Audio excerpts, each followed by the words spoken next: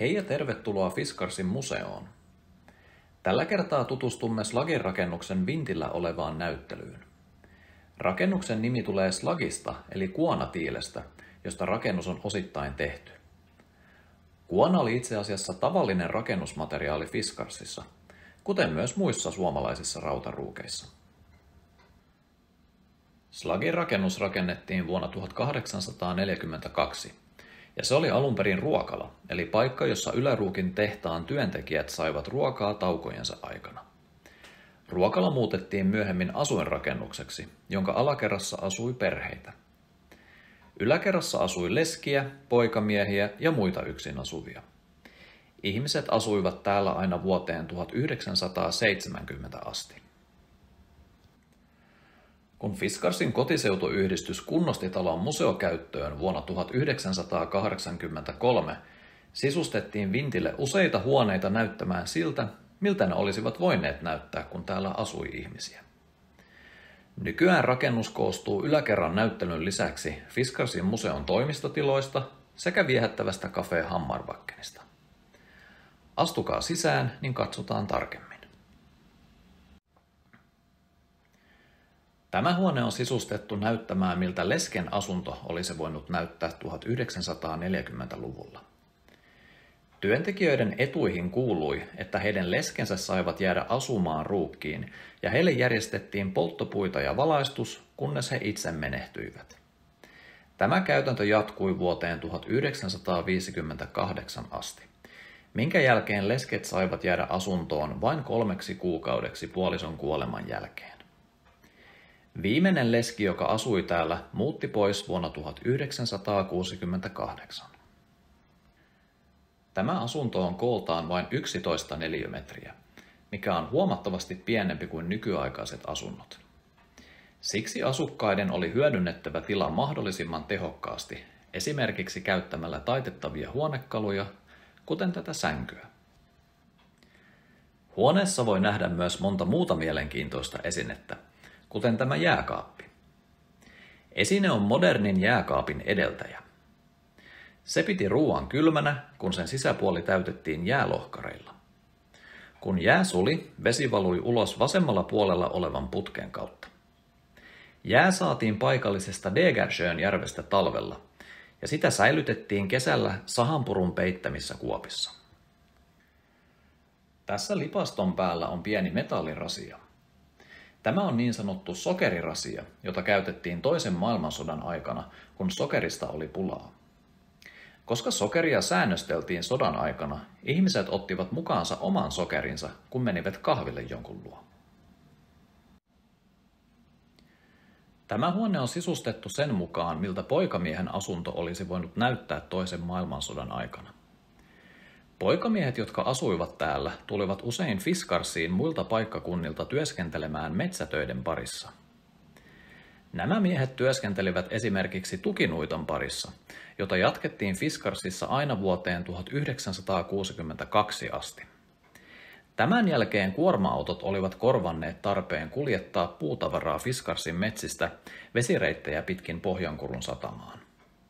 Poikamiehet työskentelivät myös polttopuiden kuljetuksessa, joita käytettiin sekä talojen lämmittämiseen että tehtaissa aina 1950-luvulle asti. Tämän jälkeen siirryttiin öljyn käyttöön. Huoneessa on myös pimennysverhot. Sodan aikana oli nimittäin tärkeää, ettei valoa päässyt ulos ikkunasta pimeään aikaan, sillä se olisi voinut paljastaa ruukin vihollisen pommikoneille. Tämän vuoksi asennettiin pimennysverhot, jotka estivät valon näkymisen ikkunan läpi. Onneksi Fiskars ei koskaan joutunut suoranaiseen vaaraan sodan aikana, mutta sota näkyi täälläkin muun muassa siten, että Fiskars tuotti sotamateriaalia ja tietenkin ruukissa vallitsi yleinen huolestuneisuus. Toinen tärkeä esine sodan aikana oli radio. Se kertoi ihmisille sodan uutisia ja tarjosi viihdettä erilaisilla ohjelmilla. Aikaisemmin oli vain yksi radiokanava, jota hallinnoi Yleisradio. Tämä saattaa kuulostaa tylsältä, mutta se tarkoitti myös sitä, ettei radiomainoksia soitettu. Tämä huone on sisustettu muistuttamaan Fiskarsin vähittäiskauppaa, joka sijaitsi Fiskarsin majatalossa. Fiskarsin majatalo rakennettiin ruukinpatruuno Johann Jakob von Julinin aikana vuonna 1836 ja rakennuksessa oli majatalon lisäksi ravintola ja kauppa. Tämä tekee itse asiassa majatalosta Suomen vanhimman, joka on ollut jatkuvassa käytössä siitä lähtien, kun sen toiminta alkoi. Aluksi majatalon kauppa oli yksityishenkilöiden omistuksessa, mutta vuodesta 1917 vuoteen 1959 Fiskars-yhtiö pyöritti kauppaa itse. Silloin kauppaa alettiin kutsumaan Fiskarsin vähittäiskaupaksi. Huoneessa voi leikkiä kauppiasta ja nähdä paljon mielenkiintoisia esineitä. Huoneessa on esimerkiksi vanha kauppavaaka, kerman ja maidon annosteluhana sekä vitriini, jossa on ostokortteja. Ostokortteja käytettiin sekä toisen maailmansodan aikana että sen jälkeen, kun elintarvikkeista oli pulaa ja oli pakko säännöstellä. Silloin sai ostaa vain tietyn määrän tavaroita tietyn ajan sisällä. Esimerkiksi jos teit kevyttä ruumiillista työtä, sait ostaa vain 2 desilitraa maitoa päivässä tai 433 grammaa lihaa kuukaudessa. Vitriinissä on myös paperista tehdyt kengät. Oli yleistä, että kun raaka-aineesta oli pulaa, käytettiin niitä materiaaleja, joita oli saatavilla tavaroiden valmistamiseen, jotka muuten oli tehty muista materiaaleista.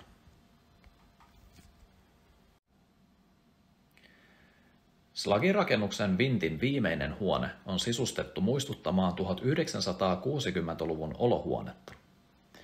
Huoneessa on paljon mielenkiintoisia esineitä, kuten vanha televisio, joka oli itse asiassa ensimmäinen koko Pohjankunnassa. Omistaja rakensi sen itse vuonna 1957 Tekniikan maailma-lehden ohjeiden avulla. Huoneessa on myös useita muita uutuuksia, joita Fiskars valmisti 60- ja 70-luvuilla, kuten hiusten kuivaaja, mehulinko ja sähkövatkain vitriinissä sekä Fiskamiin astioita pöydällä. Näitä kaikkia yhdistää se, että ne oli valmistettu muovista, eli uudesta materiaalista, joka yleistyi sekä Fiskarsin tehtaissa että suomalaisissa kodeissa 1960-luvulla.